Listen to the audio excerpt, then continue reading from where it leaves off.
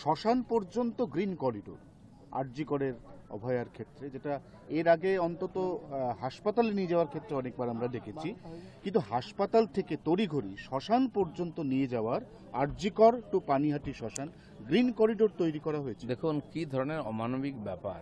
আজ মমতা ব্যানার্জিকে কেন চোর শুনতে হচ্ছে বা জুতো চপ্পল খেতে হচ্ছে? একটা ডাক্তার যে 36 ঘন্টা ডিউটি করেছে, একজন মহিলা ডাক্তার, তারপরে তার উপরে যে জঘন্য অত্যাচার করা হয়েছে, খুন করা হয়েছে, তারপরে সরকার কত অমানবিক, রাতারাতি তার বডি নিয়ে যায়, তার বাবা মাকে দেখতেও দেওয়া হয়নি। আর নান্টু ঘোষ কোথা থেকে তার অভিভাবক হয়ে গেল? সে সই করে আর গ্রিন করিডোর তৈরি করে তার বডিকে নিয়ে গিয়ে একদম জ্বালিয়ে দেওয়া হলো, তার বাবা মা জানতেও পারলো না। মমতা ব্যানার্জি সব করিয়েছেন এগুলো। আজ তো সবই শুরু হয়েছে, এটা ট্রেলার দেখছেন, আরও অনেক কিছু খেতে হবে। এবং যেই নেতারা এই কাজের সঙ্গে যুক্ত, জঘন্য অপরাধ করেছে, তারাও ওই যে ধর্ষক খুনি আরজি করে তার চেয়ে কম অপরাধী নয়।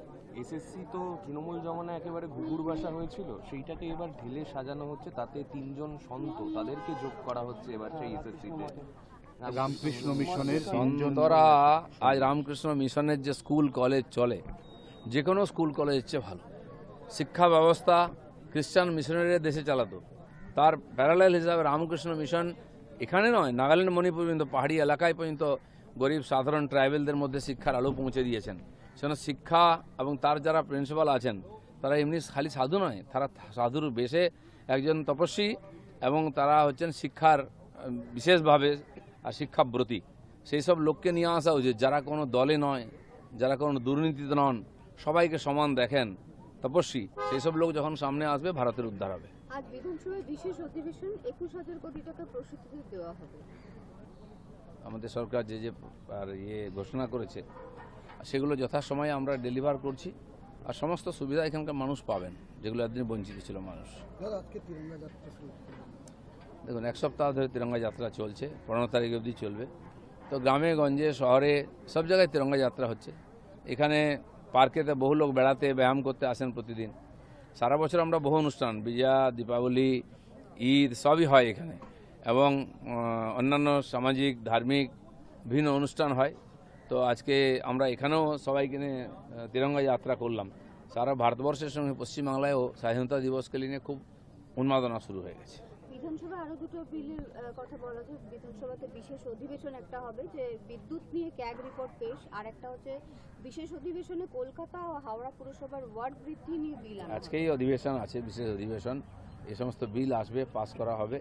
ডিলিমিটেশন যতক্ষণ না পুরো হচ্ছে, পশ্চিমবাংলায় আমরা পঞ্চায়েতকে ছোট করছি, বিডিও যে আছে ব্লক তাকে ছোট করা হচ্ছে, আর যাতে প্রশাসনিক সুবিধা হয়। আমি সাজেশন দিয়েছি মাননীয় চিফ সেক্রেটারি, চিফ মিনিস্টারকে, যে জেলাকেও ছোট করুন। অলরেডি 5টা জেলা আমরা বাড়াচ্ছি, আরও বড় বড় জেলা আছে, সেগুলো ছোট করার দরকার আছে। ঠিক সেরকমই কর্পোরেশন মিউনিসিপ্যালিটিতে ওয়ার্ডও বাড়ানো হচ্ছে, যাতে প্রশাসনিক সুবিধা হয়। চলুন না আজকে दादा, कल पार्लियामेंट में देखा गया है कि वहाँ पर सरकार के भी जो एमपी हैं वो भी उतरे हैं पार्लियामेंट पे, और मकर द्वार पे उतरे हैं, जहाँ की कह रहे हैं कि राहुल गांधी भाग रहे हैं पार्लियामेंट से, जो सामने नहीं आ रहे, फेस नहीं। राहुल गांधी कभी फेस नहीं करते हैं, कभी सामने नहीं आते हैं, हिम्मत ही नहीं। हिम्मत होता तो दिल्ली में खाली जेएनजी कर दिया, क्यों नहीं आ रहे हैं झारखंड में? कभी सामना नहीं करते हैं, पीछे से कुछ बोल के लोगों को भड़काने का प्रयास करते हैं, और मौका आता तो भाग खड़ा हो जाते हैं। इसलिए लोकतंत्र में बोलने का अधिकार है, विपक्ष का नेता है वो सामने आके बोले, पार्लियामेंट में डिबेट करे, यही लोकतंत्र होता है, पीछे से लड़ाई नहीं होता है। कल झारखंड में प्रोटेस्टकारी जो आंदोलनकारी हैं उन पे लाठीचार्ज किया गया, उनको रात को उठाया गया, भगाया गया। पुलिस कह रही है कि यहाँ असंवैधानिक लोग जो घूम रहे हैं। नहीं, जो भी घूम रहा है विद्यार्थी का अलग, उनको पकड़ो आप। जो विद्यार्थी अपने हक के लिए लड़ाई कर रहे हैं, उनके साथ जाज्यती करना, अत्याचार करना, इसका जवाब समाज एक दिन देगा। और ममता बनर्जी को कल जो स्लोगन दिया गया है, उनको नेताजी मूर्ति को लेकर जो नहीं, ये जो भ्रष्टाचार बंगाल में हुआ है, हजारों लाखों करोड़ का, ये जो घटना हुई आरजीकर का, सबके पीछे उनका हाथ है। तो इसलिए इसका तो सुनना ही था उनको। वो क्या सोच रहे हैं हमेशा वही जीतेंगे, ऐसा नहीं है। जनता ने बहुत सहा है, आज तक केवल प्रतिवाद कर रहा है, इतनी तो सुनने का उनका हक है। चलो, देखिए, बंगाल में हर जगह तिरंगा यात्रा काफ़ी जोश के साथ इस बार मनाया जा रहा है, शहर गांव जगह जगह। तो कल परसों यहाँ सरकार की तरफ से बड़ी रैली हुई कलकत्ता में। यहाँ इको पार्क में भी हम लोग सैकड़ों लोग आते हैं, सैर के लिए आते हैं, एक्सरसाइज के लिए आते हैं। हर त्यौहार भी मनाया जाता है, विजयादशमी, दीपावली, आज यहाँ सबको लेकर हम लोगों ने तिरंगा यात्रा निकाला, काफ़ी जोरदार स्लोगान के साथ, उच्छ्वास के साथ अपने यहाँ लोग आते हैं, जो सब लोगों ने मनाया।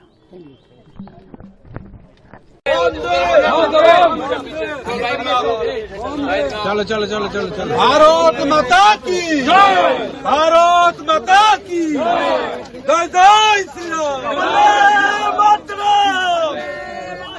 भारत माता की जय, भारत माता की जय, वंदे मातरम, वंदे मातरम, वंदे मातरम, वंदे मातरम, भारत माता की जय। तिरंगा यात्रा की दीदी सो जाओ पेছন দিয়ে भारत माता की जय, भारत माता की जय।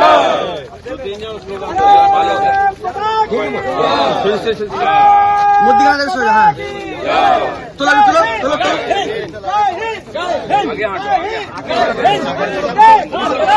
ये छोड़ा छोड़ा पिंटू दा पीछे पेचाओ पेचाओ पेचाओ मातरम मातरम माता की जय।